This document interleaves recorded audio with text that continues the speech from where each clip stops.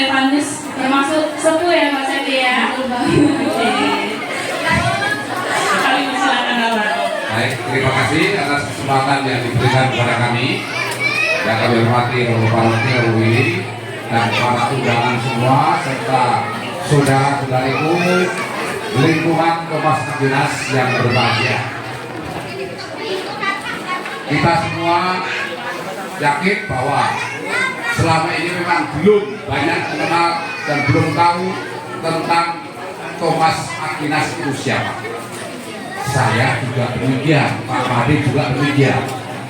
Tapi ya namanya diberi tugas untuk memberikan, menyampaikan apa yang diketahui ya. Tahu sedikit ya diberikan sedikit. Maka nanti tadi Pak Thomas Ketua Lingkungan sudah menyampaikan nanti akan penegasan oleh Romo Paroki. Terima kasih Romo atas kesediaannya untuk melengkapi. Maka tidak usah panjang lebar, langsung saja kesempatan untuk menyampaikan akan diberikan oleh Bapak Made. Untuk itu kesempatan dulu kami serahkan pada Bapak Made. Terima kasih Pak Andreas. Bapak Ibu anak-anak sekalian, ada sebuah ungkapan mengatakan begini, apalah arti sebuah nama? Benar kan? Pernah dengar? Ada yang pernah dengar? Nah, pernah dengar ya? Siapa yang belum pernah dengar? Acung jari. Nah, sekarang dengar ya, arti sebuah nama. Jadi begini Bapak Ibu, Romo, anak-anak sekalian, ketika ada kebijakan bahwa paroki mengambil langkah untuk pengembangan wilayah-wilayah, maka sebagian dari wilayah Santo Paulus waktu itu namanya, itu harus bergabung ke tempat yang baru dengan alasan bahwa mereka akan lebih dekat untuk membangun komunitas basis dan juga dalam hidup gereja. Maka kami yang ditinggalkan waktu itu bingung karena kredit itu diambil oleh Paulus sehingga kami belum punya nama. Lalu sesepuh kita kumpul lalu ngomong-ngomong, sebaiknya kita kasih nama siapa? Pas Pak Thomas yang waktu itu adalah generasi muda yang sangat energik, lalu dia bilang pakai nama Pak Thomas saja. Ya, tapi Thomas siapa? Kan Thomasnya banyak. Ya sudah, pakai aja Thomas Aquinas. Itu pertimbangannya. Ada apa di balik itu? Kami tidak pernah tahu. Yang penting keren gitu. Penting keren. Namun dalam perjalanan akhirnya kita mulai bertanya-tanya, kenapa sih kok kita pakai nama Thomas Aquinas? Apa hebatnya? Apa perlunya?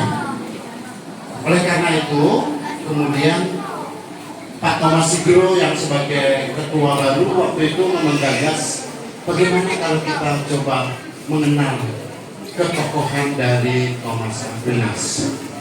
Kebetulan sejak berdiri sampai kemarin itu belum pernah kita lingkungan Thomas Aquinas untuk merayakan ulang tahun namanya. Sangat bertepatan. Maka momen ini sungguh luar biasa. Kita diberi kesempatan untuk menggali lebih dalam siapakah Thomas Aquinas, sehingga itu kemudian memberikan motivasi dalam hidup menggereja di lingkungan ini. Anak-anak, Bapak Ibu dan saudara-saudari sekalian, siapakah Thomas Aquinas itu? Mengapa nama itu dipilih menjadi nama wilayah kita, lingkungan kita? Lalu keteladanan apa yang dapat kita pelajari, yang dapat kita tiru dari semangat hidup Thomas Aquinas. Pertanyaan pertama, siapakah? Itu akan dijawab oleh Pak Andreas. Silakan Pak Andreas. Siapakah Thomas Aquinas? Siapa Thomas Aquinas? Berarti Thomas Aquinas itu nama, ya, nama seorang manusia, ya, bukan Thomas Aquinas, ya, bukan Thomas Sigro, gitu. Nah, tetapi dia adalah seorang anak yang dilahirkan dari keluarga bangsawan. Tahu bangsawan ada? Bangsawan, bangsane tangi awan ya. Hah? Bangsawan itu orang kaya, ya. Bisa juga keluarga kerajaan, keluarga pejabat-pejabat, itu namanya keluarga bangsawan. Bukan seperti kita keluarga bangsane tangi awan. Maka kalau keluarga bangsawan tangi awan, pinter apa bodoh? Bangsane tangi awan bodoh. Bangsane kita itu bangun siang-siang loh ya. Kata orang kalau bangun siang rezeki dipatok ayam. Tetapi kalau bangsawan yang dimiliki oleh Thomas Aquinas adalah golongan para pejabat, bangunnya pagi-pagi, ya, bangunnya pagi-pagi, semangat kerja keras luar biasa, semangat belajar tinggi. Maka Santo Thomas Aquinas, orang pandai atau orang bodoh? Bangsawan yang pejabat, orang kaya, orang pintar, pandai. Ya, ingat, keluarga bangsawan itu mendidik anak-anaknya dalam hal karakter luar biasa, termasuk kepribadiannya bagus, termasuk kepandaiannya juga bagus. Bahkan di sini dikenal Thomas Aquinas adalah seorang filsuf dan teolog. Apa itu? Apa itu filsuf dan teolog? Nah, filsafat teologi. Nah, ada ilmu ketuhanannya, ada ilmu akal budinya. Ya, jadi akal budinya berkembang luar biasa, ilmu ketuhanannya luar biasa. Ini bisa diraih oleh Thomas Aquinas karena Thomas Aquinas sangat menurut, berbakti, hormat kepada siapa? Kepada orang tuanya. Waktu kecil menerima didikan yang luar biasa dari keluarga bangsawan. Nah, sekarang pertanyaan bagi adik-adik. Adik-adik mau pintar luar biasa dah? Hah? Mau jadi orang pandai dah? Hah? Mau dah jadi orang pintar, orang pandai? Kalau mau jadi orang pintar, berarti harus berbakti kepada orang tua, hormat kepada orang tua, nurut orang tua, mendengarkan nasihat orang tua. Siapa yang biasanya marah-marah dengan bapak mama? Ayo, siapa yang biasanya marah-marah dengan bapak mama? Nah, kalau mau jadi orang pintar itu dijauhi, jauh-jauh dari marah-marah. Sabar, nurut, hormat, bakti kepada orang tua. Nanti kita nyontoh dari Santo Thomas Aquinas. Ya, ini. Jadi beliau adalah berusaha menurut, mendengarkan perintah nasihat orang tua, dan akhirnya dari didikan orang tua ini beliau menjadi seorang pujangga gereja. Namanya saja disebut sebagai dokter malaikat. Sebutan Thomas Aquinas itu adalah dokter malaikat. Malaikat kok ada dokternya ya?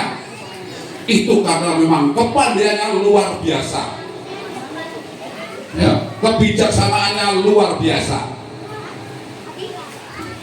Maka Bapak Ibu, kalau berharap kepada anak-anaknya menjadi orang yang bisa berbakti pada orang tua, mempersiapkan masa depan orang tua, mari kita belajar seperti Thomas Aquinas.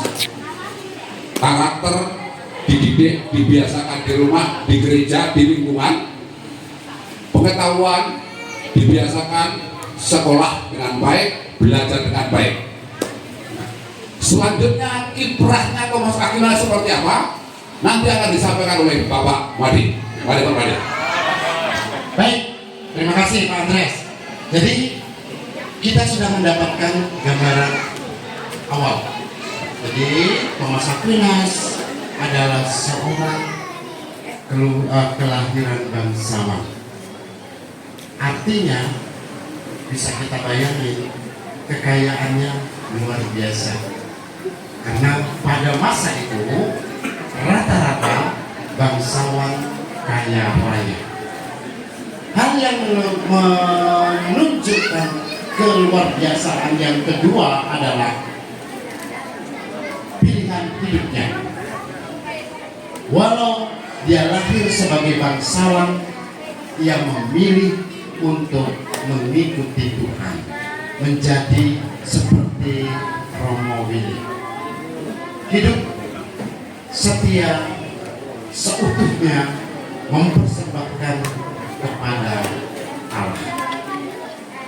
Walaupun pilihannya itu pada awalnya ditentang oleh orang tuanya, sangat keras. Namun Thomas Aquinas mempunyai keteguhan hati. Dia tetap memilih melayani Tuhan dengan cara mempersembahkan hidupnya secara total. Hal yang ketiga yang luar biasanya adalah otaknya luar biasa, kecerdasannya luar biasa. Tetapi dia tetap memilih hidup sederhana. Maka dari latar belakangnya itu kita dapat menangkap 3 hal keteladanan hidup Thomas Aquinas. Apa saja itu? Yang pertama, ia adalah manusia yang cerdas, mempunyai kebijaksanaan, namun ia tetap bersikap rendah hati. Kerendahan hati Thomas Aquinas membuat orang lain terkagum-kagum, membanggakan. Kecerdasannya, kemampuannya mengolah teologi dan filsafat tetap membuat dirinya rendah hati. Yang kedua, kesederhanaan hidupnya.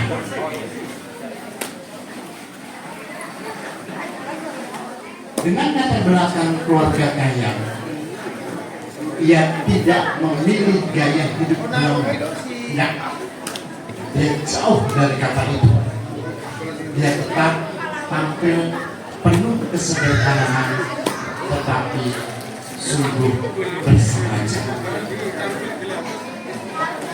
Dan yang ketiga, ini yang paling luar biasa, yaitu ketaatannya kepada Tuhan. 3 hal inilah yang pantas untuk kita teladani, supaya lingkungan kita dapat bertumbuh, berkembang menjadi semakin maju. Maju atau tidak lingkungan kita adalah pilihan kita. Terima kasih. Itu yang dapat kami sampaikan.